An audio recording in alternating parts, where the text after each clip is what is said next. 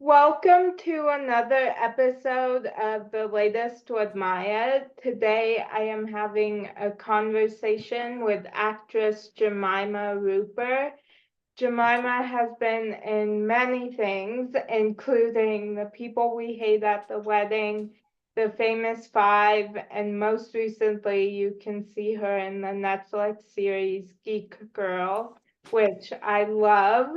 Um, I am I so like it. yeah, I am so happy to have you on my show. Thank you so much for joining me. I'm completely honored to be here, Maya. Thank you so much for asking. Yeah, of course. So, let's get started. So, who has had the biggest impact on the person you have become? Oh, wow, that's a great question. Um, I'm trying to think of before becoming a parent because I feel I can't really remember Yeah. what life was like before I was a parent, and I feel like I have changed so much since that. And my oldest son is 9 now, and my youngest son is 3.5, and I feel like they both teach me so much about everything, life in general, but love, about myself.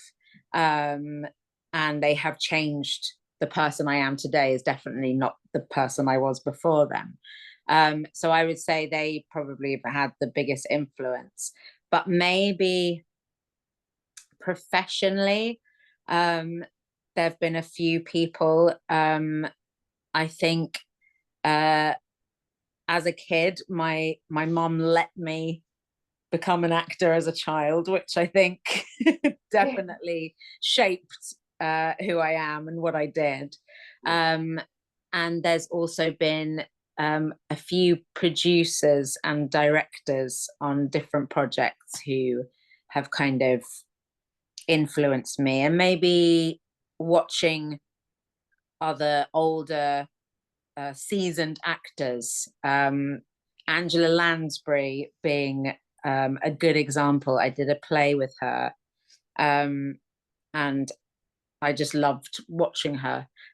She's someone whose career has had spanned so many decades, and she started in Hollywood in movies, and then had a Broadway career, and then a television career, and and that to me is sort of the ideal thing, that you can move through your life as a female actor, and you can be reinvented, and you can do and be at the top of your game in each kind of medium. That's Yeah. pretty cool. Oh, I love that. Yeah. So what is your favorite way to procrastinate? Yeah. I'm an excellent procrastinator. I'm almost too good at procrastinating. Yeah. um it used to be when I was sort of younger in my 20s, it was probably watching DVDs. I was kind of obsessed at the time when the Lord of the Rings films came out. Um, I mean, I remember just sort of like lying on my sofa in my first little apartment, and just watching all three movies, and then all the kind of behind the scenes features and all of that. Now, crocheting. I've taught myself last year to crochet, and I'm not very good, Mm. but I really, really like it. Yeah. Oh, I love that. I love that. Yeah. Um, so if you had a warning label, what would yours say? Oh, that is such a great question. Um, if I had a warning label, I think it would have to say something like, "Excuse me, I may be having overwhelm," Mm, because I feel like, and being in something like Geek Girl, and also there's more conversations around neurodiversity today, that we have more language for it. We're able to talk about it a little bit more, and suddenly certain things are making more sense to me about me and my life. And I've always thought I'm not very good at multitasking, which apparently women are supposed to be really good at multitasking, and mothers are supposed to be really good at multitasking. And so I've always felt like a massive failure, but it's not. It's probably my ADHD. And I think occasionally when there's just a bit too much going on, I just shut down. And I think people think I'm in a mood or something's up, and actually it's not. I just need to like just be like, meh, just for a little bit. Yeah. I totally get that. I'm a horrible multitasker. I can't do that. And I can get very overwhelmed very easily. So yeah, whenever we're in like a crowd, like I'm with my family in a crowded place, my mom can always tell when I'm like starting to get really overwhelmed and kind of shutting down, because I don't really have like, I'm very irritated easily, like I can't focus. So I hear you, Maya. yeah. I hear you. Yeah. So what genre of movie would your life story be told as? Oh, another great question. These are such great questions. It would definitely, I think it would have to definitely be a comedy, probably quite a silly comedy, maybe even a sort of Chaplin-esque silent comedy with music, possibly, and lots of sort of strange set pieces that are just a bit weird and hopefully funny. Maybe a musical. Yeah. Oh. Maybe a musical comedy. Oh, I like that. Yeah. I love that. Yeah, I'd watch that. Yeah. Um, so what are the songs that make you sing along whenever you hear them? I have to confess, probably I like all kinds of music, and I never know who anything's by or what it's called, but I like many, many genres. But I have to say the sort of guaranteed sort of like get me singing along would be anything Disney. Sort of most recently, and it's because I'm watching it a lot with my kids, and I'd like to say it's just because I'm watching it with kids, but it's not. I'm a huge Disney fan. But yes, especially at the moment, Moana, Encanto, Lin-Manuel's tunes are brilliant. Yeah.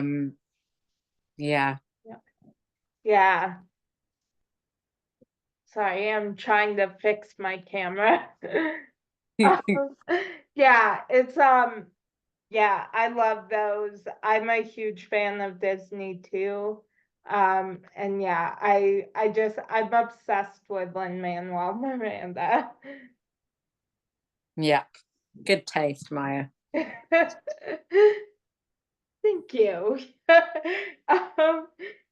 So what, no matter how many times you see it, always takes your breath away? Great question. I think probably like some kind of view. I think probably moon and stars. Are you still there? Yes, sorry. Yes, good. No, I was just checking. Yeah, my camera turned off for a second. Sorry. It's fine. I think the moon. I think the moon always takes my breath away. And yeah, night skies, or any kind of sunset, or yeah, any kind of view where you feel small, I guess. Mhm. Yeah. Oh, I love that. Yeah. I yeah, I think the moon, yeah, is always so pretty that I love always just looking at it. Yeah. Yeah. Um, so I am pop culture obsessed and go in stages of shows that I Yeah. cannot stop watching. Um, is there a show that you are currently obsessed with? There there I feel like there's been a few recently. I've been sort of reintroduced to Bridgerton since series 3 because a really dear friend of mine took over one of the main roles, and I was sort of watching it for her. It's Hannah Dodd who plays Francesca Bridgerton, uh, and then of course you get sucked in, and Yeah, I love all of those all the actors in it are brilliant, and it's just really fun and lovely and beautifully made. So I've been enjoying that really recently. yeah. I loved I've been loving The Bear on Fox. I've been loving Beef. Mm, I love, which was last year, I think, yeah, which I thought was brilliant. I thought it was TV that I hadn't seen before, yeah, um, which was really fun. Breaking Bad was a big one, yeah, um, for me when that was on. It's some of these. I think when TV is good from every angle, every department, you can't beat it. yeah, Um, and things like Breaking Bad and Beef are sort of quite Shakespearean in their scope and their themes, and yeah, they're brilliant. I applaud all of the people yeah, that worked on all those things. yeah. Oh, I love that. Yeah. Um, yeah, I recently got obsessed with this actually a British show called The Goes Wrong Show. I don't even know about that show. It is it's one of the shows that like I was crying, I was laughing every so hard every single episode. Is it reality TV? No, it's like a it's about a comedy group putting on Yeah. that they're like pretending they're like a dramatic performing arts group, and it's Yes. yeah, everything goes wrong. Yes. That now rings a big bell. Mm. I'm gonna have to look at it because it sounds right up my street. Yeah, it's so funny. I can only find the first season though. I think there were two seasons. So I'm on the hunt for the second season. Yeah. So yeah. So Okay, I'll keep a lookout if I can help. thank you. We'll Yeah. track it down. Thank you. Yeah, that one, yeah, I was yeah, crying. I was just laughing so hard. Oh, yeah. Yeah. So what lessons from your childhood have most impacted your worldview? I think, God, lessons from my childhood. I feel like they're sort of maybe not lessons that I had, but they're ones that I wish I'd had. or as an older person, just sort of, and I think Geek Girl has this message really well. Like when I watched it for the first time, I really was hit. Like found it very moving watching Harriet's story and the Harriet and Nick romance, and I felt ridiculous because I'm an old lady and with children, and like I wouldn't normally be watching this show. And what's so lovely about it is that it's the sort of the sentiment that you've got to love and accept yourself, and that it's okay to be different, and that you don't need to fit in a box, and you don't need, and actually the idea that your differences are your superpowers. And I think it's a generational thing as well, but like when I was a kid, people didn't think like that at all, and now I think we're getting better at that.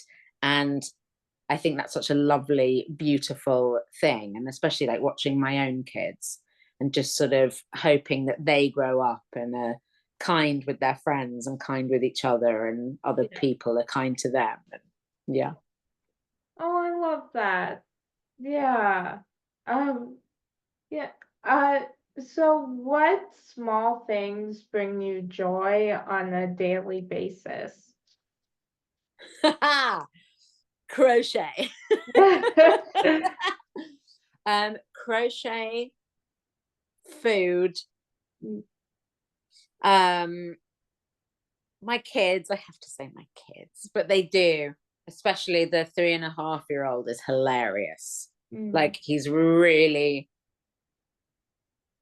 out there. He's quite a big personality, which is quite difficult a lot of the time, but it's sort of balanced by his kind of spirit, and he's a very strong personality, and it's quite refreshing every day to be screamed at by some little 2-foot terror, who can also make you howl with laughter at the same time as enraging you. But yeah, the kids are brilliant. Kids, food, crochet. I love that. Yeah. So what is something that people are always surprised to learn about you? Oh, interesting. What are they surprised to learn about me? People, when they meet me, are always surprised at my height. I'm quite short. I think if they've only seen me on stage or on TV, they think I'm a lot bigger than I am. And actually, even my friends, if I haven't seen them for a long time, when I see them in the flesh, they always go, God, you're really small.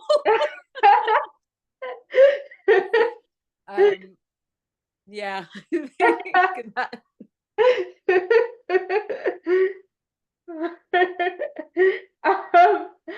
So do you have any irrational fears? Yes, I do. I would say they're not quite phobias, but they are, inching in that direction. Spiders is one, and I'm really trying not to let it get me. Yeah. I recently was home alone with the kids, and I went into my bedroom, and there was a huge spider, and we don't get terrible spiders here, so this is nonsense, really. If I was in Australia, then it might be more serious, but it was a big spider, and it was just sort of high enough on the ceiling that I couldn't I got big Hoover, and I was trying to Hoover it, but I had to stand on something to get close to it to Hoover it up, and even going like a foot away from this thing was making me retch. Okay. And I was trying not to be too scared in front of my kids because I don't want to give them my fear. Yeah.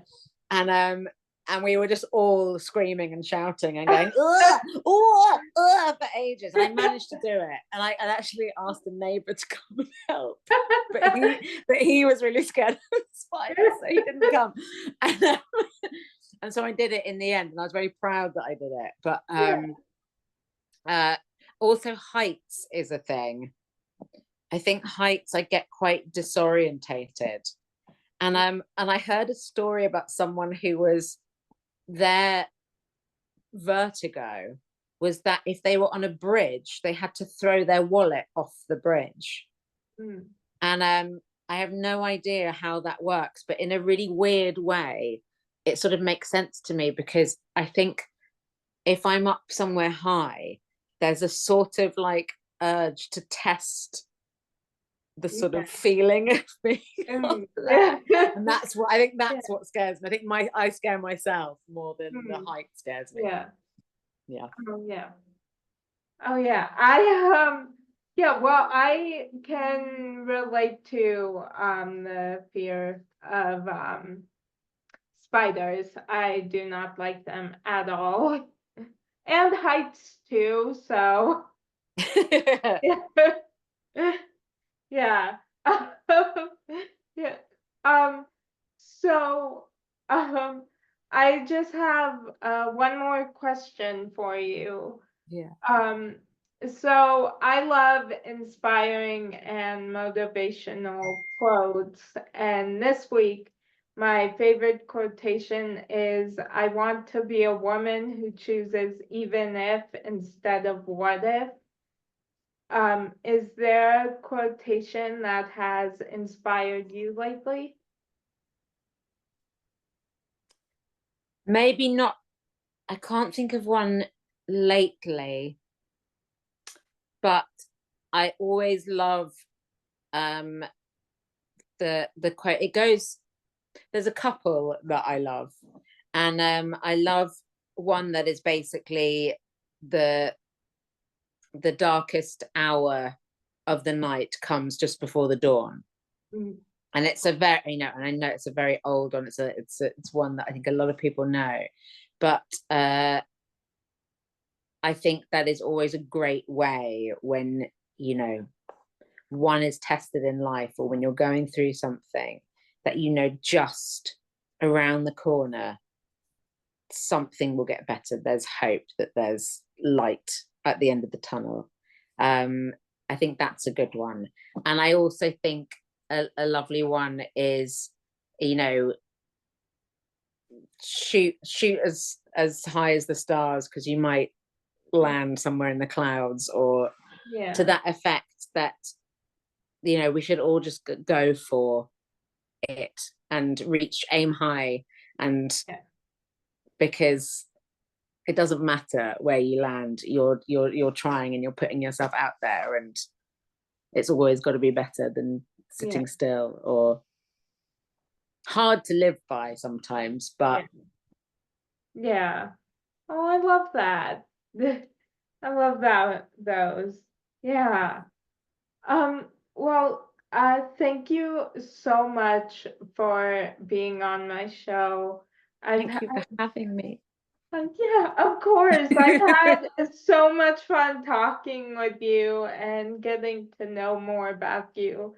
So thank you so much. Thank you for such amazing questions. I've never been asked questions like that before. It was incredible. Oh, thank you. That's always my goal. So thank you so much. Thank you. Yeah, and I hope you have a great rest of your day. So thank you. And you. Thank you. And that's a wrap on this edition of The Latest to Admire.